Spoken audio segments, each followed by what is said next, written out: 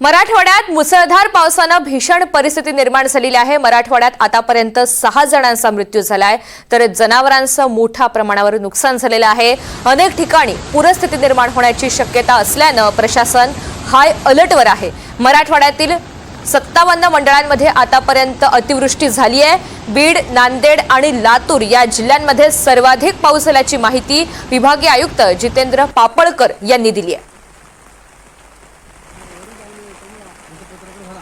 आता माननीय मुख्यमंत्री आणि आपले पुनर्वसन मंत्री आदरणीय गिरीश महाजन साहेबांनी आता आमची VC-वरती सर्व सूचना दिलेल्या आहेत।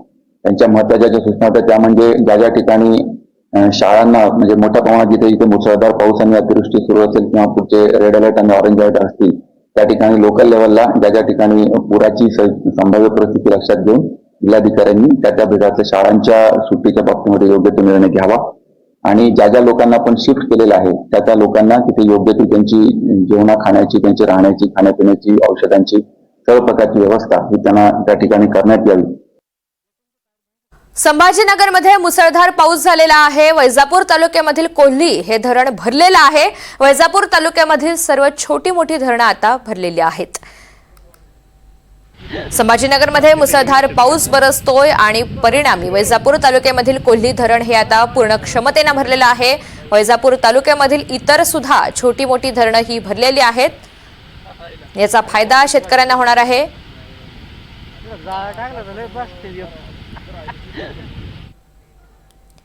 लातूरच्या उदगीर तालुक्यामध्ये जोरदार पावसाने हजेरी लावलेली आहे आणि त्यामध्ये शेतकऱ्यांचं मोठं नुकसान झालंय।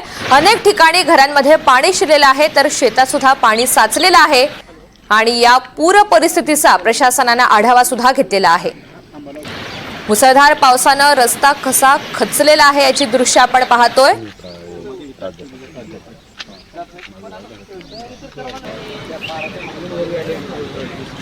उदगीर तालुक्यामधील जोरदार पावसाने ही स्थिती ओढावलेली आहे। त्यामध्ये शेतकऱ्यांचं मोठ्या प्रमाणात नुकसान झालेलं आहे। एकीकडे रस्ते खचलेले असताना दुसरीकडे विजेचे खांब सुद्धा कोसळलेले आहेत। काही गाड्या या पलटी झालेल्या आहेत, काही गाड्या पुराच्या पाण्यामध्ये वाहून गेलेल्या होत्या। मात्र पूर ओसरल्यानंतर नेमकी काय स्थिती आहे हे दृश्यांच्या माध्यमातून स्पष्ट होतंय।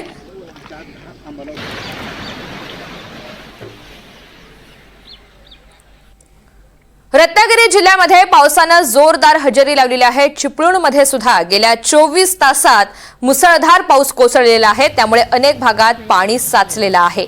रत्नागिरीच्या विविध तालुक्यांमध्ये सध्या जोरदार पावसाची हजेरी कायम आहे। अलर्ट हा जारी करण्यात आलेला होता। रत्नागिरी जिल्ह्यासाठी रेड अलर्ट देण्यात आलेला होता आणि त्याच अनुसार सध्या मुसळधार पावसाची हजेरी पाहायला मिळते। चिपळूणमध्ये गेल्या 24 तासात मुसळधार पाऊस झालेला आहे, त्यामुळे अनेक भागात पाणी साचलंय।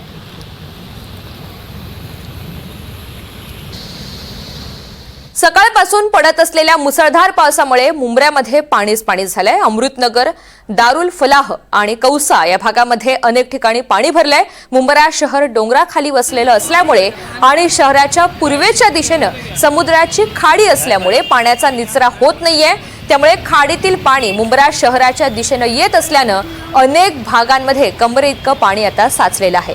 अर्थात याचा फटका तिथल्या नागरिकांना सहन करावा लागतोय। दाटीवाटीची अशी इथे ही वस्ती आहे, विविध दुकानं आहेत आणि तिथे मोठ्या प्रमाणात पाणी शिरलंय।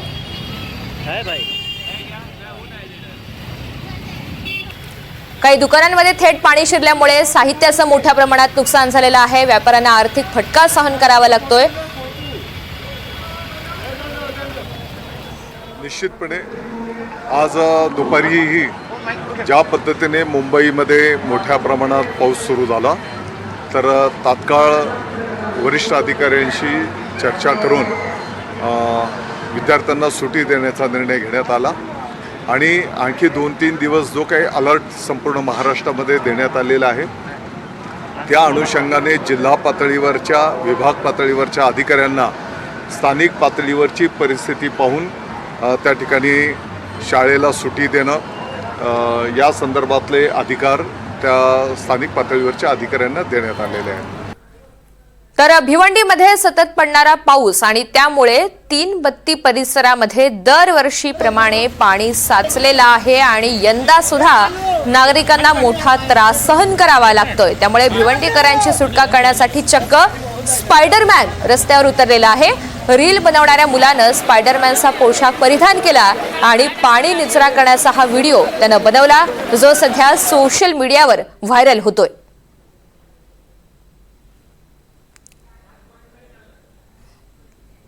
काहीसा उपहासात्मक असा हा व्हिडिओ आहे। मात्र या व्हिडिओच्या मार्फत नेमकी दरवर्षी काय स्थिती होते हेच दर्शवण्याचा या इन्फ्लुएन्सरचा प्रयत्न आहे।